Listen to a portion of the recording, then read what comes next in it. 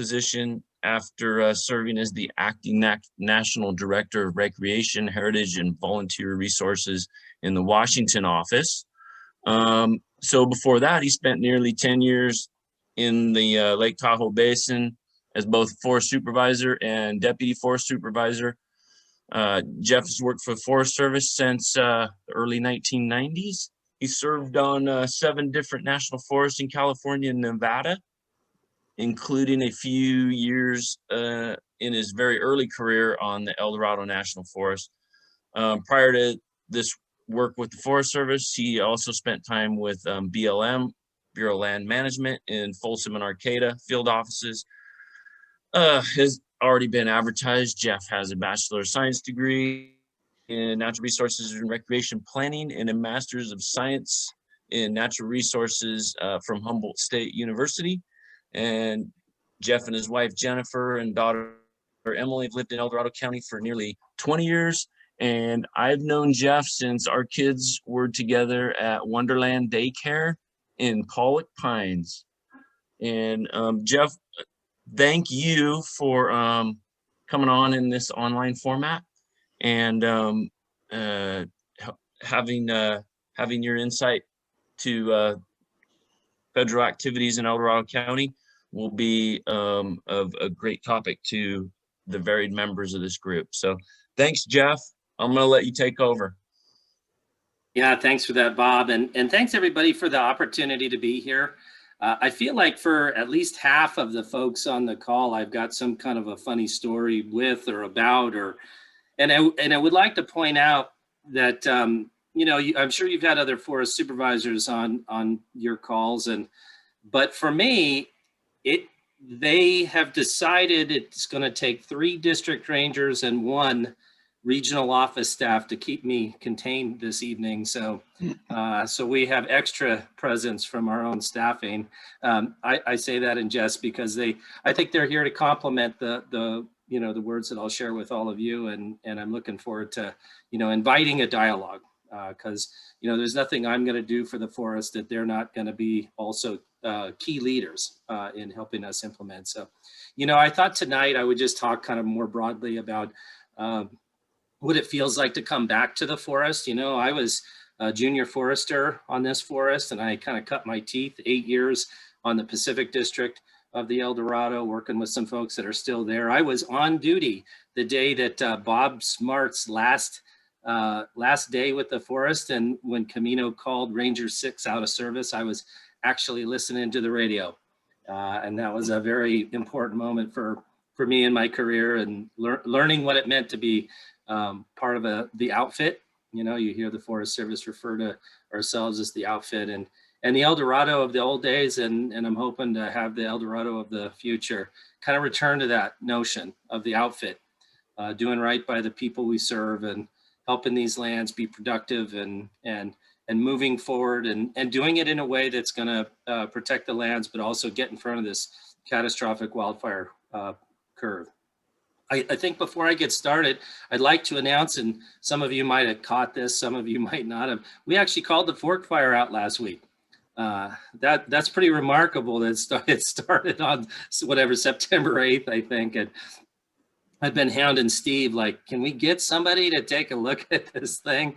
But you all know, like the fire conditions in that, you had the fire entrenched deep in a canyon up there at the Rubicon. It was laying underneath the 60-inch Doug fir that had died and fell in place. And, so honestly, we weren't sure we were even going to be able to call it out this year because it had gotten lodged under some of that really big material. But we are very proud that, our firefighters were able to hold that in place and that we've been able to, we've got the Trident NEPA project that we're trying to get cranked through so that we can get that material salvaged and we can protect that upper part of the base of the plateau there in that Gurley Creek area from having some potential additional issues, and of course the snags. But lots of things going on the forest. The beauty of returning to a forest that you worked on 20 years ago is that while you know the place, you don't know the place,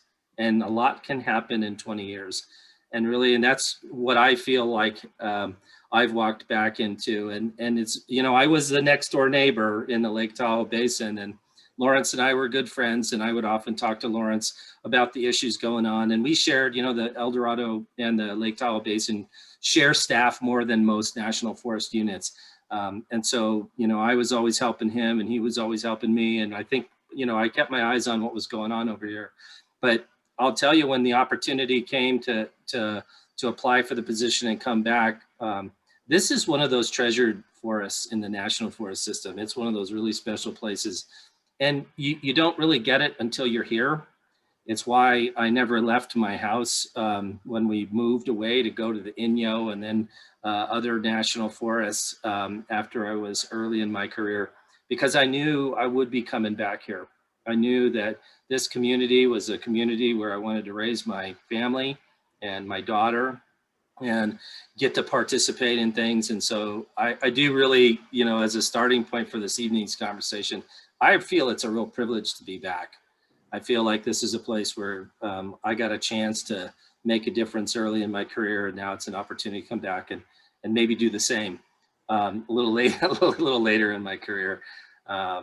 So, you know, we've got a lot of stuff going on. You guys all saw what the fire season looked like last year, and nobody in the state even dreamed 4 million acres burned in a single year was possible. Nobody. We weren't even ever close to that.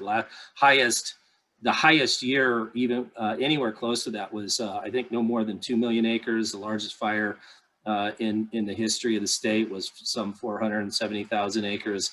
And then to have a single fire that burned together and a single fire over 1 million acres in size, most of that being on the National Forest. It's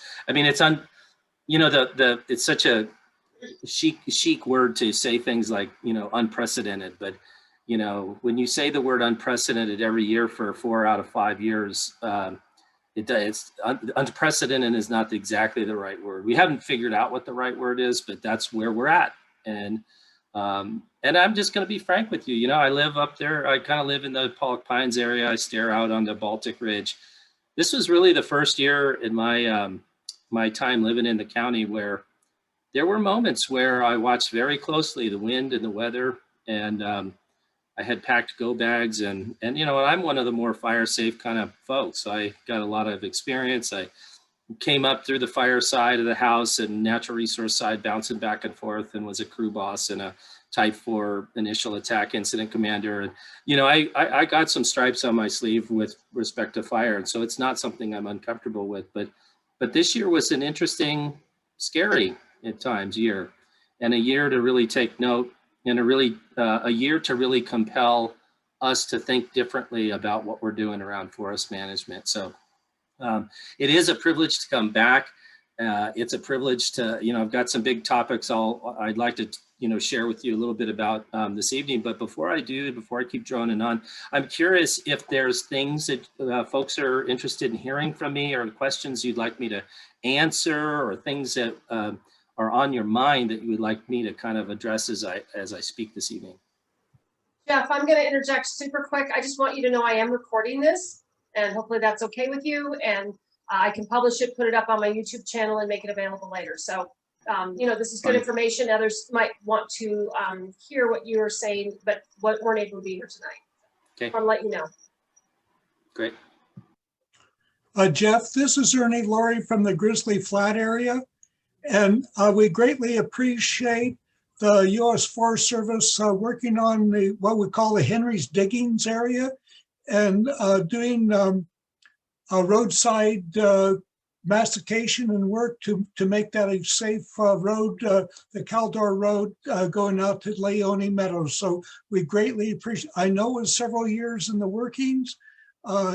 Teresa Riesenhuber has always been our champion. So I want to thank you and your team to allow such good work to be done on private land that supports the National Forest efforts as well. Thank you.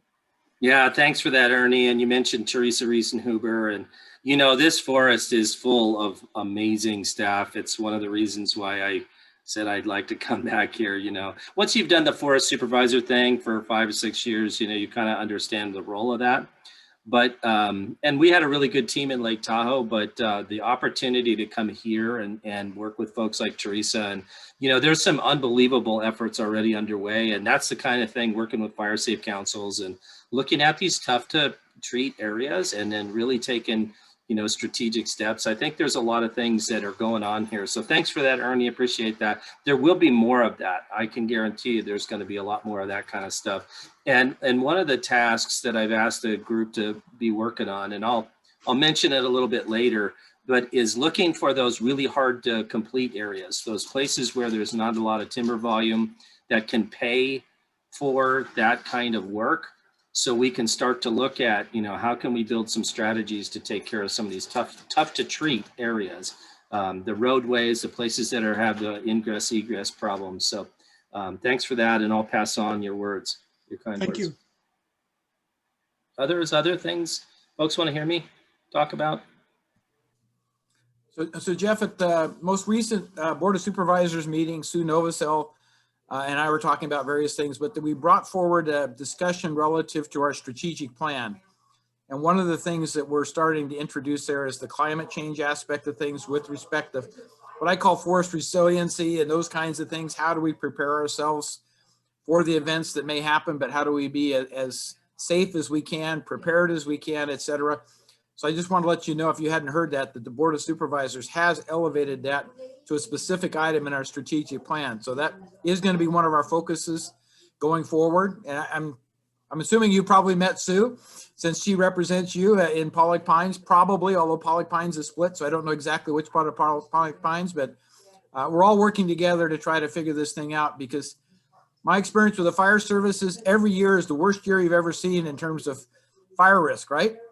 And this looks like another drought year. So to me, it looks like we're going to be in the same kind of situation as we were last year. Hopefully not that severe, but it isn't significantly improved from what it has been. And that gives us all concern. So anyway, just some thoughts on that. Yeah, so Sue and I work very closely together up in Lake Tahoe. And, I really value the relationships with each of you county supervisors. Each has a different role and a different focus and a different part of the community and the county that you represent. But, up in Lake Tahoe, I had the privilege of working with Congressman McClintock and Senator Feinstein and others. And I was granted special one-of-a-kind authority for the Forest Service, a 10,000 acre categorical exclusion for our NEPA projects. And there were two provisos for that. The first was that the project had to be consistent with the forest plan. And the second was that we had to do it in collaboration with key elected officials and county stakeholders. And so, I met right up front with, you get a new authority from Congress to do forest management. And I sat down right away with Sue, and she and I mapped out what it was going to look like. We ended up in that project delivering they're just finishing the third, but 3 separate NEPA decisions that protect all of the power lines, basically treat 1,000 feet on either side of the power line. So a 2,000 foot corridor wide. We did each of those projects in somewhere between 4 and 6 months, and to categorically exclude and complete the NEPA so we can begin treatments. And I think Sue was a great architect of that. I've talked a little bit with Congressman McClintock about, what could we do about getting that kind of authority over here, and what would that look like for us to kind of go gangbusters. But I think the federal government, and I've said this several times in my career, but I'll say it again. The federal government's very much wired to work very closely with the next tier of government below. So at the state level, you see all these great agreements, shared stewardship agreements, and all these things. We have to make a real effort to get to that county level. But here in El Dorado County, it's not so much that way. Like, we've always had these great federal to county kinds of relationships. And I would just tell you, John, that, we're all in on forest resilience and working collaboratively. I've had a recent conversation with Wendy about the recreation boom that's happening here over the last few years and the impacts to county roadways. And I shared with her, hey, let's get some conversation going around sustainable recreation and what we can do to be working collaboratively with the county and the Forest Service to try to lead and drive a broad conversation about how to invite other stakeholders in to help us solve some of those problems. So we're all in working with you guys on these things, and that's an absolute commitment from me. And I know my staff are already doing that. You know, you got district rangers showing up in a lot of the right places, but thanks for that. And yeah, Sue and I was the one who helped her introduce her to my replacement up there also in Lake Tahoe. So, you know, I have a vested interest in us being good neighbors here, and I'm committed to doing that. And so thanks for that. How about anything else?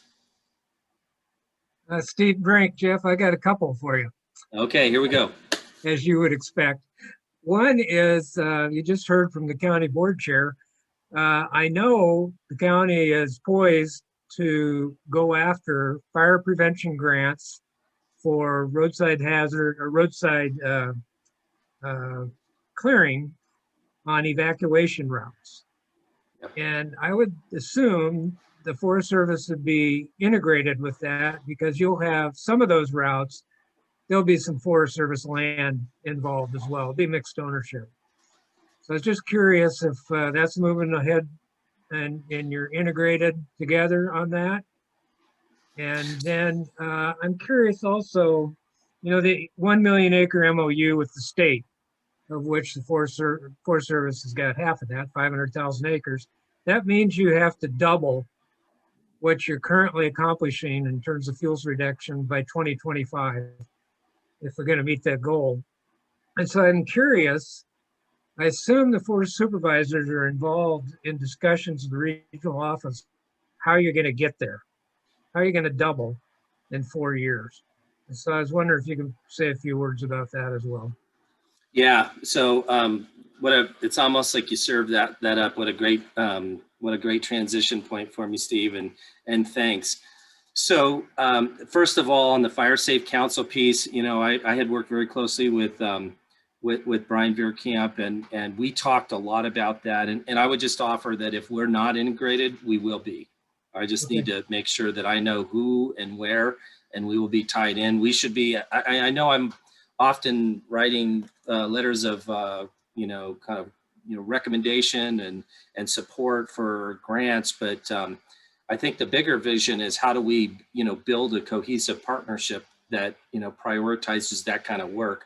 And in Lake Tahoe, I'll tell you, there were some folks who were not fans of mine because we went after the roadways, we went after the places where we knew these evacuation routes. I mean, imagine on a big busy weekend. You guys all know Lake Tahoe. 250,000 people would be up there for a big holiday weekend, and I just had these visions of a 50-mile-an-hour east wind blowing across the community and ripping through from one spot to another, and people stalled on the 3 exit routes out of there. And so there was a whole constituent group who was a little frustrated that if you go on that Pioneer Trail area, if you go out there, you can see what was being referred to as a sea of blue paint. And we did that. I did that very intentionally because, I figured if we're going to have a bumper to bumper log jam, I never thought in my career I'd have to, think of forest management in this, but honestly, the point was if we were going to have a bumper to bumper car stopped situation during a wildfire evacuation, people needed to be able to sit in their cars and survive that. And the only way to do that was to eliminate the fuels along those, and you can't in Lake Tahoe do everything you really wanted to do, but we did as much as we could. And we brought all the regulatory agencies along in partnership and cooperation. And I'll tell you what, I was pretty proud. We set them on a pretty large path. As you know, Steve, my last year there, we did over 20 million board feet up there. And I think my first year you said, hey, Jeff, if you can do 4 or 5, a year, that's a good target. But 4 or 5 a year was not going to change the landscape. And honestly, what we've been doing here, it's been great and it's super foundational, but it's not going to get us there. And that million-acre target, forests have to be thinking about treating 50 to 70,000 acres a year to help the region get to that mark. So you asked me what we're doing about it. And this is all going to sound very counterintuitive logic. You know, everybody wants to build pace and scale from this sort of like, you know, and the forest soups across the region clearly are engaged with each other, and we're thinking about it and trying to figure out how to do this. But I'll be honest, that I think we have to reverse engineer this. And a forest like the El Dorado is exactly the kind of forest that can demonstrate a reverse engineered approach. So the first thing, coming in with fresh eyes, the first thing I did was I asked, can I see the maps of where we've done treatments all the way back to the 1990s? And some of that was about, you know, my recollection, but some of that was about, you know, if you treated a forest stand 20 years ago, we better have done some maintenance, or we've likely lost it. And so I was trying to gauge what areas have we a need to go back and do some supplemental treatments to get them back to be defensible, what stands hadn't been treated. And you know what's amazing is that over the last 30 years, this forest has a network of treatments that's unlike almost any other forest. That's due to the amazing foresters and the amazing, you know, teams of staff who've really contributed to forest health. But those stands are not what I would consider a network yet, and they are not able to stop a catastrophic wildfire moving from one watershed area to another. So the question that I asked the staff was, what would it take for us to connect the dots? And as you know, we have a heavy checkerboard forest here with our partners at SPI. And so we got them into the conversation right away.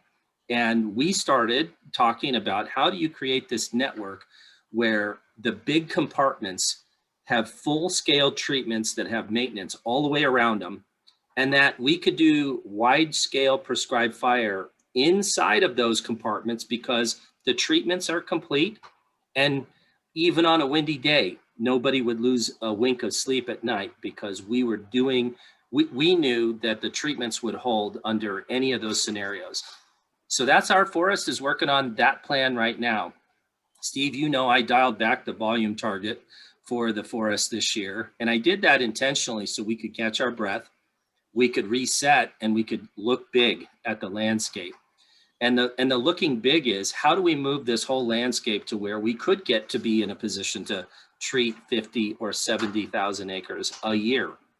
And so our foresters are working on that right now. And I think it goes like this. We have to find those places where we have incomplete treatments. In the case of the Fork Fire, we had a handful of places where there was 1,000 feet of untreated ground between where SPI had done their treatments and where the National Forest treatments ended. 1,000 feet. And that 1,000 feet is good enough for a fire to grab hold, race through, and get established in the next drainage.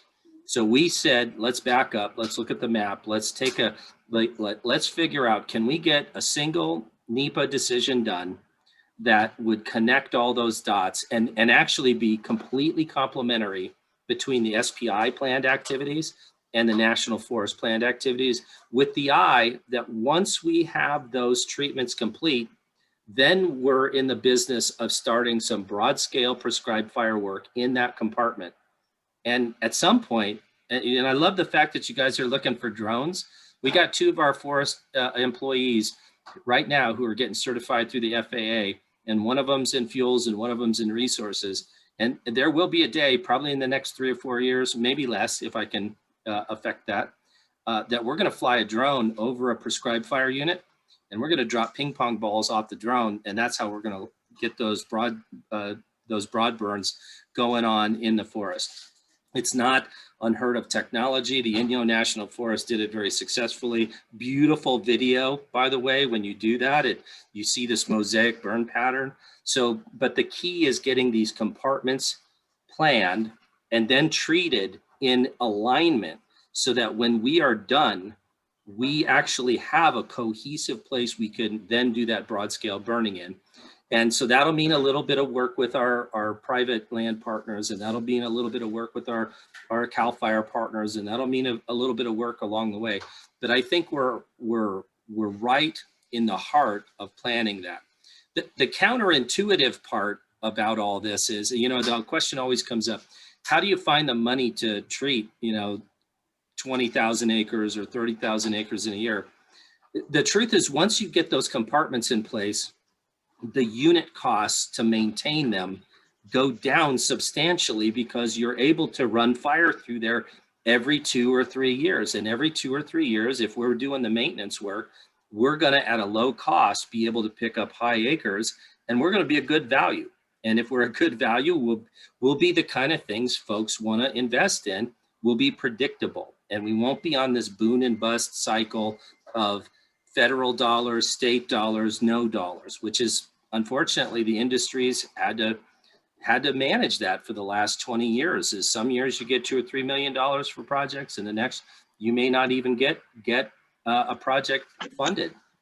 And so nobody's been able to make adjustments around that. So I will say that once we get the big view of the NEPA, I will likely have the 2 big forest collaboratives help take the lead, maybe along with the Washoe tribe and some of the other local tribes, but have those groups actually take the lead in helping us step out to start the NEPA, to get the planning complete, and to keep the stakeholder engagement high. If we can have our large landscape collaborative groups be the ones who carry the message, you know, like we're working in support of these large landscape collaboratives. If we can do that, I think we are gonna be in a better position to work through some of those really big challenges. And then the key piece of a lot of this is the financing.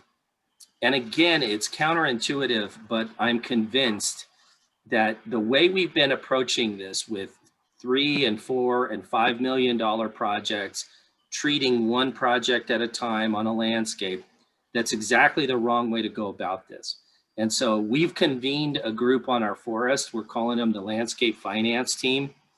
I've asked them to prepare, once we know the scale of the treatments that we're going to be doing, then I've asked them to prepare what may turn out to be a $200 or $300 million portfolio, because we have to make the case of how we're going to move the whole landscape.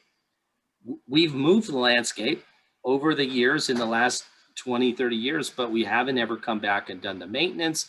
And that maintenance, you know, then becomes a further risk. And so I think what we're trying to do is get comprehensive and get cohesive and actually have our partners help us take that big step.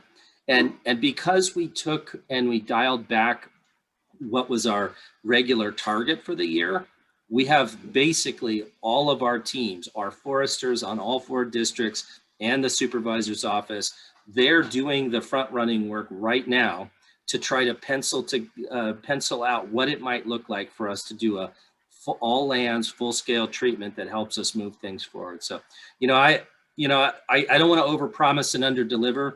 It's a different approach. It's one where it starts with the whole land base first and capitalizes on the incredible work that we've been doing on this forest for the last 3, 4, or 5 decades. But it has to be cohesive, because if you get those compartments misaligned, if you don't treat them from the maintenance side in the right cycles, then they fall back to being subject to catastrophic wildfire movement. So I didn't mention anything about reforestation, but obviously reforestation of King Fire and some of those other big fire scars is key to that. And if we can do it right, we'll have a network of both funding, this conservation finance funding that comes in, but we'll also have private investment. We're looking to unlock the carbon market. We're looking to unlock a water market. We're working with some stakeholder groups to talk about water benefit calculators and how that might work in a technology center like Silicon Valley, who wants to be water neutral. Are they willing to put $20, $30 million up so that they can say that their business operation is water neutral? So those things are all things we've got folks working on right now. It's like you've got 3 or 4 or 5 major parallel tracks about forest management and overall forest health kind of underway. And we just got to keep nudging them together and bringing on new voices and new constituents. And so we're very early in the process, but I would hope that by the end of the summer, we could at a minimum have a cohesive vision about how it might all work together. So I don't know, that's probably a longer answer than you were looking for, Steve, but that's my view, you know, and it really cheers to the amazing staff who are the ones who kind of essentially shared that with me when I first got here. Well, that's great to hear, Jeff. But I would remind you that I know the county, thanks to Brian Veerkamp before he left, they've identified all the evacuation routes in the county. Yep. That's on a map. They've prioritized them, what ones they want to go after. And you know, you can be an integral part of that. And I think Lori, who the board has put in charge of natural resources, if I understand it right, she's got the baton, if you will, of carrying that. And, you know, I suggested to Lori that I think the county should have maybe different parts of a grant application for roadside removal.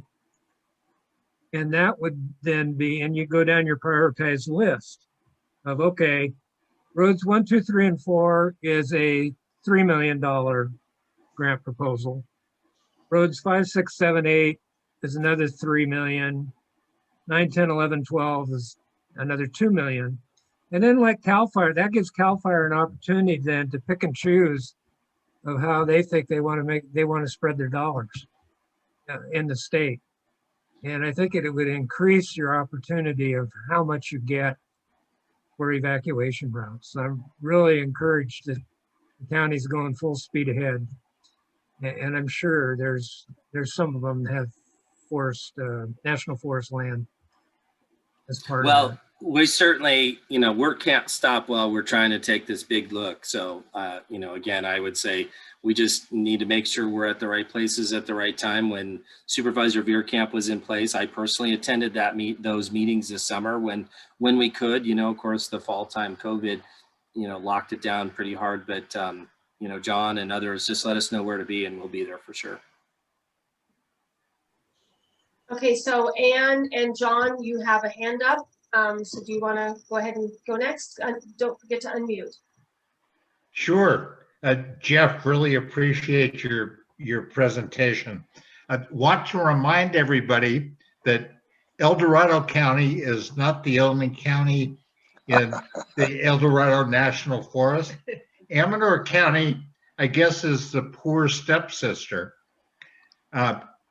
Jeff, the real advantage of working with the Fire Safe Council in Amador County is there's only one instead of 24 Right. in El Dorado County. So keep that in mind. I mean, in our view, we have the best district ranger in the whole forest and easy to work with. So we'd really like to get you to give a presentation at one of our upcoming Fire Safe Council meetings, so we can start talking about more collaboration on the on Forest Service lands in Amador County. Yeah, so thanks for that. And I probably didn't call it out, but when I said the 2 big collaboratives on the forest that are in place to help carry this forest-wide vision, one of them was ACCG, which is there in Amador County, and working very closely with my good friend Rick Hobson at the Amador District. Would be glad to come down and visit with the Fire Safe Council. You know, it's been auspicious to arrive on a forest and then have to do all of your transition meetings over Zoom. And, you know, I have to admit, you know, I've probably been in the supervisor's office in Placerville more than anybody, but I was reminding the regional forester a couple days ago, I have literally not been there with anybody else.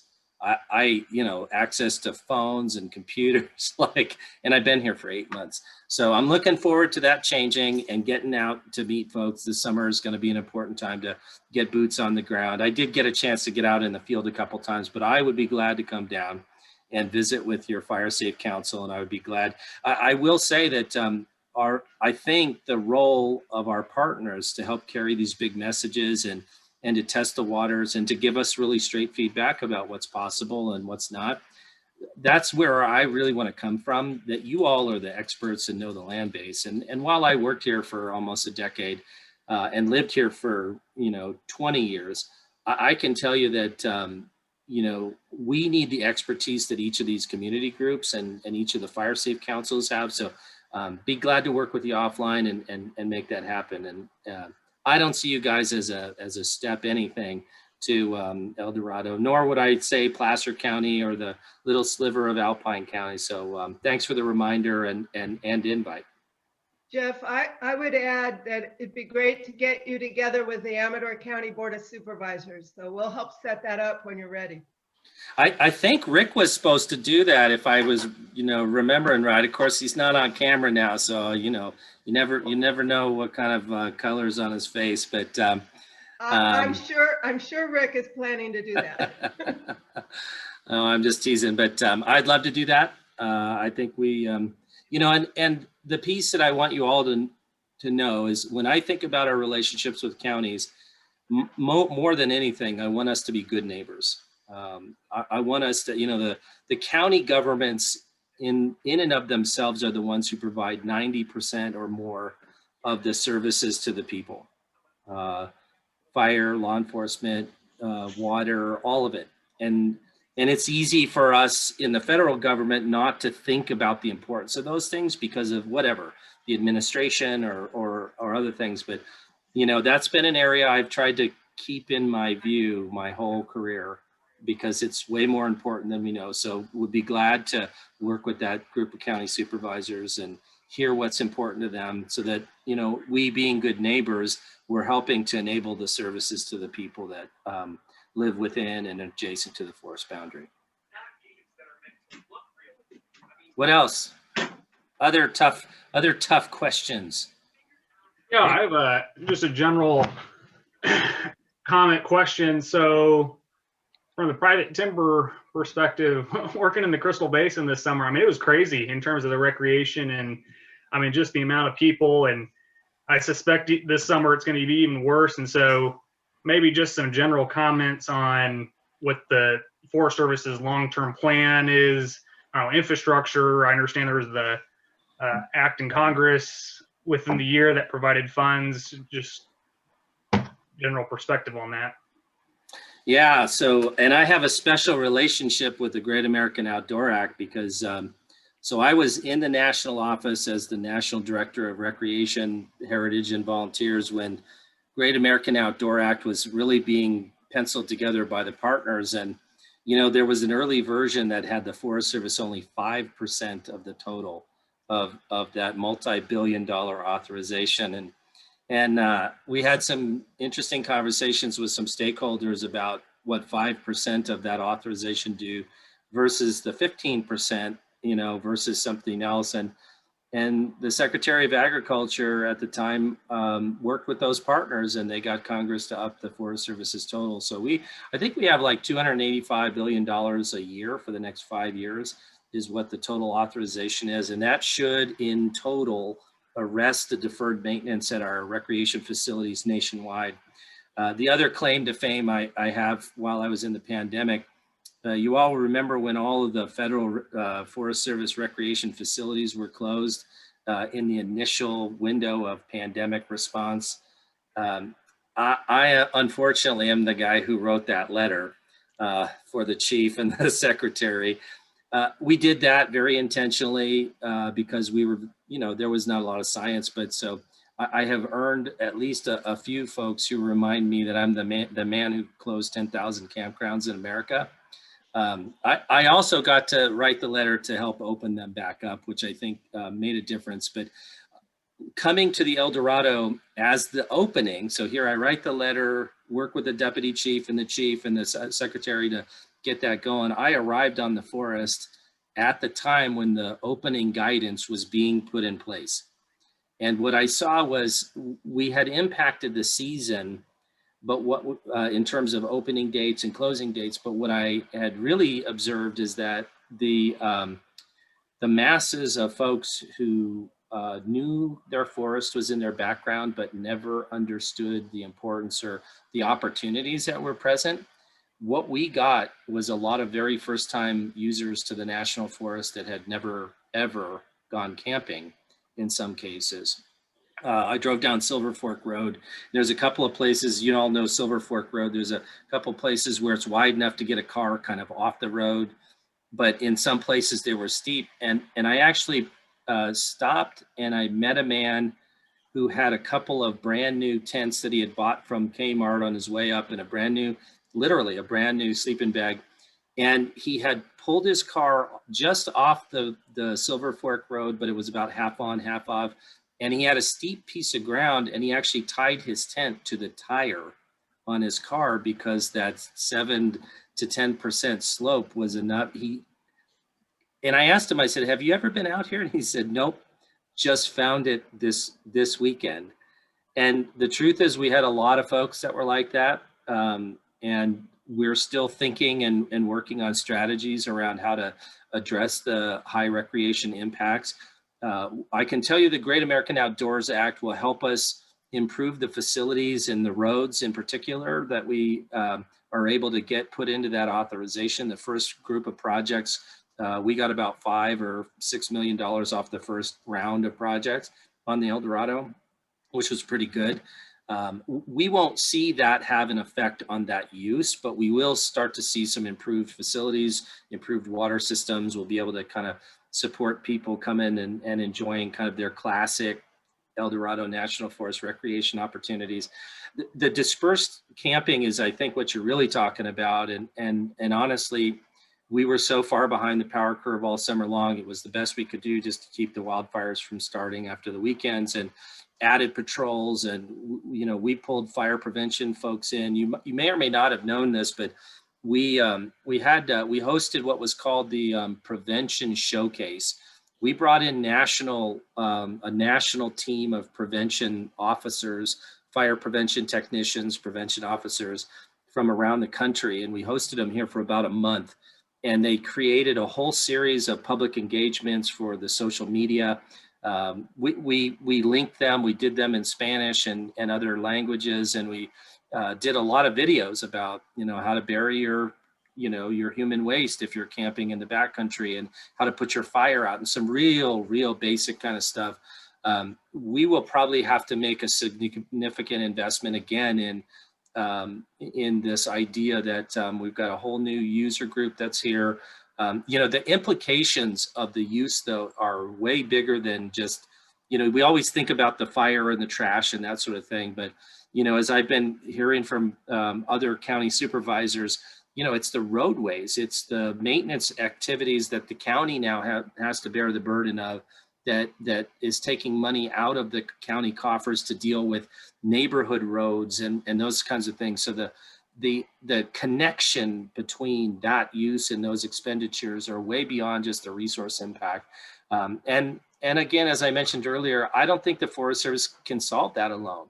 I think we're going to have to collaborate on big ticket solutions. I know there's been conversations about TOT tax and other things being a source of revenue to try to figure out how we can use that funding then to maintain it. But, you know, when you talk to the El Dorado County sheriffs, and they view the Crystal Basin as a small city every weekend, because some 95 to 100,000 people have moved up there. And I've been there when, you know, we had the St. Pauli fire, and we closed the Ice House Road at the bottom and the top, and we hemmed in all the public in their campgrounds, and they had to stay there. Their only access route was over Wentworth Springs before that was improved. And so people mainly stayed in there. I remember what that was like to think, you know, we got 100,000 people up here, and we got a fire. We didn't know we were going to be able to stop that fire mid-slope on that windy day. But, you know, like, the implications are real. It's going to be complicated to get some of those problems understood first and then kind of worked on. But again, like I've shared with you earlier, I think the Forest Service's role is to support convening those conversations and engaging in them. You know, the federal government's not going to have the kind of money to solve this on their own. And the county won't either, and the state won't either. But I think we can start to think broader about how that works and what we want to do. I do think we have to brace ourselves for this. This summer is going to be another tough one. I mean, let's just be frank. This gem has been found, and that's good. We want the public to know about their public lands, and we want them to understand the importance of forests, but we also want them to take care of it. And so it's going to be a tough one. It really is going to be a tough one to manage. And so we're going to have to do that together again and work on what we can. So Jeff, I have a follow-up with that, and it's not really Crystal Basin, but it's Desolation Wilderness. So I'm a Desolation Wilderness volunteer and have been for a few years, and we were not allowed to participate last year. There's about 70 folks who volunteer their time. They're passionate about wilderness, educating the public, just kind of being there as a check for folks that are out there that either don't know what they're doing or are abusing the wilderness. I'm wondering if you have any sense of whether or not we are going to be allowed to put on our uniforms and be out there helping to mitigate some of the really bad damage that I saw being done last summer. Yeah. So I think the bottom line up front is I think we're hoping to be able to have our volunteers and others in the variety of groups be able to come back. You know, when I arrived on the forest, it was the second week of July. And the conversation was just, like, hey, what do we think? Can we get the volunteers back in? We were learning enough about COVID that it made sense for us to start to talk about safety and security and all that. And just as we, you might remember that late summer peak of COVID spikes that were happening, just as we were starting to, in earnest, think through what it would take to bring the volunteers back, the county of El Dorado plus, really the state of California was starting to see substantial increases. So, for me, volunteers are no different than paid employees in the context that, we're responsible for you. And so I want to make sure that we have good, safe plans in place. And just like I was sacrificing work getting done for the forest to ensure that the safety and health of our employees could be maintained, I was doing that for the volunteer programs as well. Now, don't get me wrong. I went up the first lake inside the wilderness above Wrights Lake. I can't remember the name. Twin or Smith. Yeah, Smith. Browse. Yeah, so I went up there. I had a brother that got a permit and hiked in and saw him and all that. And I saw first time, like literally penny loafers and, the 20-person family that had come up. And so there's no question we had new users in the wilderness also, and that there were real impacts. We're hoping to get back to business as normal, but I will say this, like I've told my employees, the work is not so important that we're going to risk the health of our people. Okay, so my suggestion is to use Sierra Tahoe, which is one of your lease cooperators, as a template for how to do outdoor recreation safely.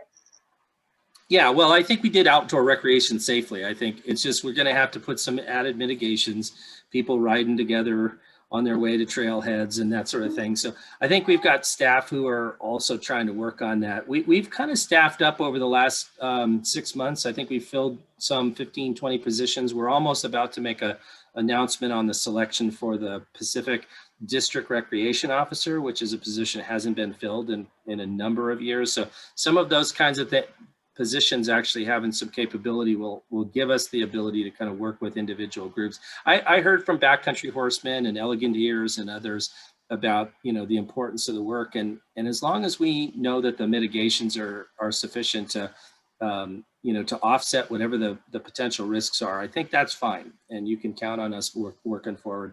We are similarly on some of the special use permits that had been previously authorized, but basically all last year, all the event permits and other things have been put on pause. It was mainly because we didn't know enough about the disease, but those use groups who have done, poker runs and enduros and other things, we're working with them right now because what I've heard from them is, last year taking a year off of being able to raise some funds to keep the group going, that was a real impact. But if they don't get the events this year, many of these partner groups who we work with for years and years and years may not have the funding to continue.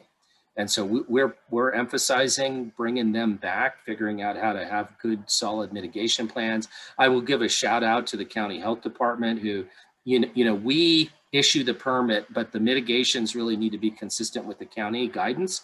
And the county has been great with working with these permittees about how to do it safely, how to keep social distancing, how to, make sure these events go off. And so, for John, you and your team, just want to again, give a big shout out, because I think the, trying to get back to some semblance of normal while we're still in this vaccine mode and still in this kind of post peak that happened over the Thanksgiving and Christmas and New Year's kind of window.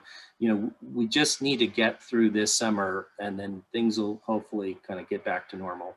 Yeah, well, we'd sure love to be out there helping to preserve the wilderness and educate the public. And I really believe it can be done in a safe manner. I hope that happens this summer. We'll make every effort. Diane, let's put Bob Broderick on. He wanted to talk. Be sure you guys get off mute.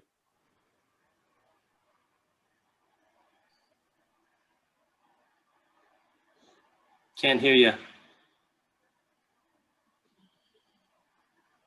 We can see you, but we can't hear you.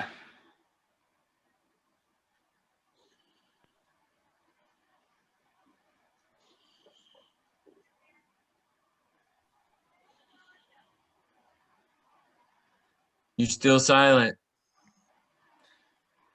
I'm not very good at charades, but I might be able to guess what you're saying.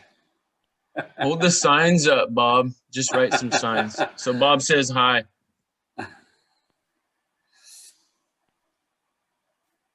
Well, while we're waiting for them to figure it out, I had a question for you, Jeff, that I actually thought about while you were talking, if you don't mind. And Please. I like how this meeting's rolling, because this truly is in the spirit of a forum. Hopefully we're hitting on some of the topics that you might have had in mind anyways. But you were speaking about forests, all federal forests, for any needing to spool up, and really you gave a number of like 75,000 acres a year. And then to follow up with some of the prescribed burning, and we all know that prescribed burning is a very finicky science. You need the right windows, you need the right people, and you need a lot of money. It's not cheap to prescribe burn. And so you were talking about, having to sharpen the pencil and take advantage of new technologies, things like that. Along those lines, one of the offsets to burning is obviously taking biomass somewhere else, and ideally would be burning it into a facility that can control emissions. How important is infrastructure development to the ENF or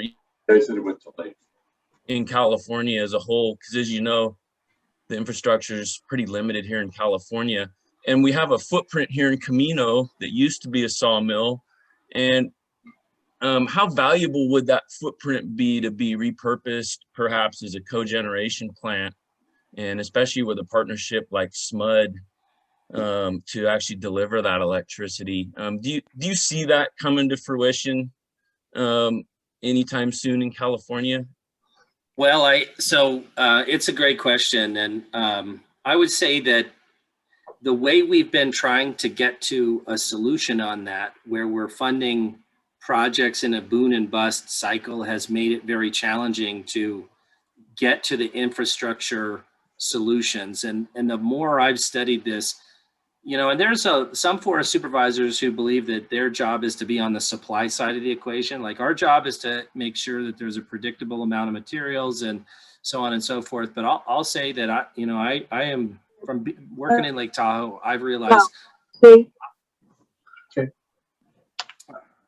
Yeah, you guys, we can hear you now. So we'll bring you guys back in. Yeah, I can hear you guys now. So let me finish answering the question, then we'll get to you. So Bob, the piece that I keep thinking about is the infrastructure, the mills, the private businesses that do forestry work. What they need more than anything is a guarantee that they're going to have a predictable amount of work on a given year, and then they can right size their businesses to support that. And that's true of the timber industry who does the work on the ground, harvesting the trees, and the folks who are in reforestation, and the folks obviously on the on the biomass and the raw saw log utilization side. What I can't do is give a hard guarantee, because the NEPA decisions have been so incremental. And if I'm truly doing my job to not make a NEPA decision before I actually listen to the public and shape that NEPA decision and do that, I would be considered pre-decisional to say, yep, we're going to get 20 million board feet out of this project here before we go through that environmental process.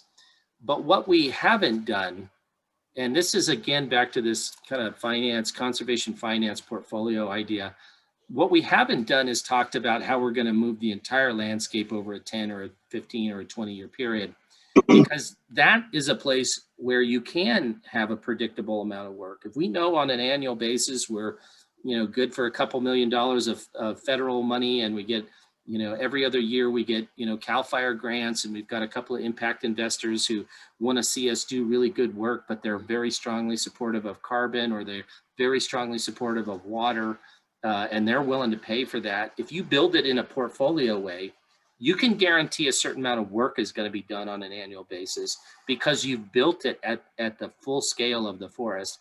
When we've focused at project this and project that, then when you wrap those projects up, then you got to get to the next one. And that's where this hiccup happens between what's online and available for work and what's not in the system. And that's where the unpredictability. So I would love to see a full-scale cogen plant, but the science and the math, that's obviously not a Forest Service site. So SPI would but I know they're a willing partner too. They've thought big about, they have just as much commitment to helping to create resilient forests as we do. So I know from a partnership standpoint, they're there. We wouldn't be able to do it alone, but I think that, the cost of getting something like that going is a, a $10 to $20 million investment. And if you're going to drop, $20 million on a facility, you're going to want to see that you have a predictable amount of material coming in that, can help make that offset. So the only way to get there to those, they're soft guarantees, but the only way to get there, in my view, is to have a portfolio of work that is so big and is so, expected that it doesn't matter which project is online. We just always know there's material in the pipeline. Thanks, Jeff. I agree with your larger scale approach you were talking about earlier too, because that does help the continuity issue you speak of. Yeah. Bob, Broderick, Jan Bray, do you guys want to give it a go? Yeah. Can you hear us? Hi, Bob? Yes. Okay. Anyway, first of all, I'd like to thank Diane and Robert again for putting this together. And Jan here is our IT person. And Jeff, I don't know if you remember, but the last time I saw you was about 6 years ago, first week at the Clovis hiring event. And then a couple of months later, in your office in Lake Tahoe for the repercussions of that hiring event. Rick probably knows what I'm talking about. But anyway, thanks. And this is a breath of fresh air, what you're saying, and welcome. And I think John had a really good point, John Heisenbuttel, about Amador. I mean, I spent my whole career right here in Amador County since 1979. And a lot of good things can happen with your help down here. And that's what that's really what I wanted to say. And our little glitch with the sound was we were connected to my Bluetooth wall of sound, which I turned off. And the same day, up the Republic. Nice. Well, to your point, it takes a village, right? Mm-hmm. This is nothing that me coming here is going to do any different than anybody else if we're not going to work together on it. And the truth is, when we look at the risk calculus now, in the last 3 years, in terms of the impact for wildfire and other things, it's a changed risk calculus than we were dealing with even 5 years ago.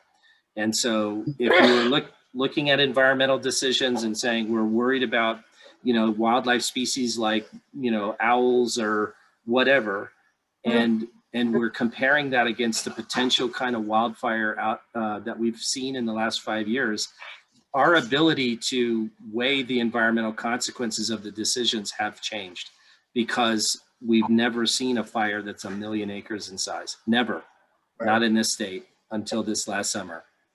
And that's the problem, is like the calculus keeps changing. So it's going to take all of us pulling in a good solid direction. So appreciate your comments. And I do remember the Clovis hiring event. And I just saw Mr. Long there, the self-appointed philosopher, and I'm appointing myself the levity officer for this group. Nice. Thanks, Jeff. Nice. Well, I'd like to say I don't have all the answers, but I'd like to channel the things that I'm hearing to where they may be able to be worked on. And so if there are things you see that we could be doing different or better, like Steve, you know, you pointed out the exit routes and the ingress egress routes and the work the county's done to prioritize those. I mean, hey, that's great. I appreciate you sharing that with. I knew that the Brian and others were working with the fire safe councils, but we'll double down on getting engaged and making sure we can support that. If there's other things like that, I'm happy to hear about that here too. Go ahead, John. Yeah, let me unmute here. I wanted to add that with Supervisor George Turnbull joining the Board of Supervisors, he has a specific passion, interest in cogeneration. And so he has an appointee to our advisory committee that's called Community and Economic Development Advisory Committee, because we see that as an economic driver for El Dorado County. So you probably will be hearing more of that as it goes forward. They're hopeful there will be new federal grants which will pay for that initial infrastructure. And then given the, you know, the supply chain for all of the materials and stuff is set up and other things, maybe it can be extremely successful. And the other thing is with El Dorado County joined Pioneer Energy, Pioneer Community Energy as a CCA. They're looking for energy sources, and it seems like a perfect fit if we had a cogeneration facility to feed into that power supply for Placer County, El Dorado County. And so there's some synergy there. It just seems to make a whole lot of sense. But the issue is always that seed money, the capital infrastructure investment to get things set up. So again, I think they're banking on grant monies to do that. But with the new administration, maybe that's possible. Maybe that's within the doable do. I don't know. Well, you know, when forest management is a topic during the presidential debates, you know, you've hit a new level, right? And so we will say this: new administration is talking very seriously about climate change, economics, the economics of rural America. And so we also, and this is more direction for maybe my rangers who are on the call, you know, and I like them working locally here, but our state and private forestry program for the Forest Service has a huge grant program.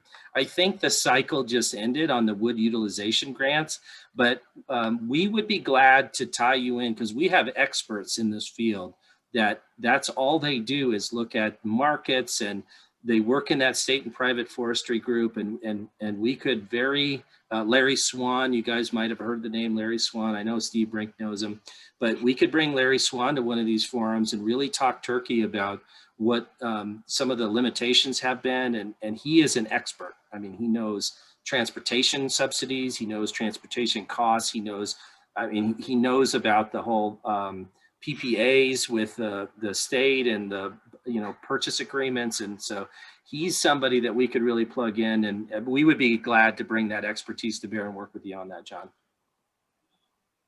Hey, John and Jeff, that's actually a really good topic. Jeff, we've had you on for over an hour now, and usually we do wrap up around 8. To this last topic, I will say this on behalf of the Forest Forum membership, is if either of you, Jeff or John, need a letter of support where forest products from California would be considered a source of green energy to add to the state's renewable energy portfolio, I believe the membership of the Forest Forum would all agree that we should consider forest biomass waste as green energy, and would support, send you a letter of support in any of the partnership dealings that you might have as those opportunities might develop within El Dorado County. That's excellent. Thank you, Bob. And so I'm sure our membership would support my thoughts right there, and we wouldn't have any dissent there. With that, I'd actually like to allow Jeff just any final parting comments for the forum. We don't want to keep you all night. And if our membership has any extra questions, they can either contact myself or Diane, shoot us an email, and we can for you as well. So, but if you got any parting thoughts, Jeff, the membership would appreciate it. Thanks. Well, certainly. And so thanks for the invite, Diane. I know you had to work a couple of times to get on my schedule, but it's been a real privilege to be with you all tonight. I think, you know, being a good neighbor is participating and supporting these efforts. So I just want to in turn say thanks for your contributions. You know, forestry in El Dorado County has a deep tradition. This forest has a deep tradition in forestry, and so we're lucky. It's one of the few places where that expertise remains alive and well. We have 4 brand new junior foresters coming to the forest from the Society of American Forests, and they're going to get a chance to learn their way in to a forest. So I would love to come back and answer questions in the future. I don't need to take as much time. You know, this is the kind of partnership that makes us good and well in these counties. So Amador, El Dorado, Placer, I mean, this is just a real special place. And so this is a amazing forum, and thanks for the opportunity to be here.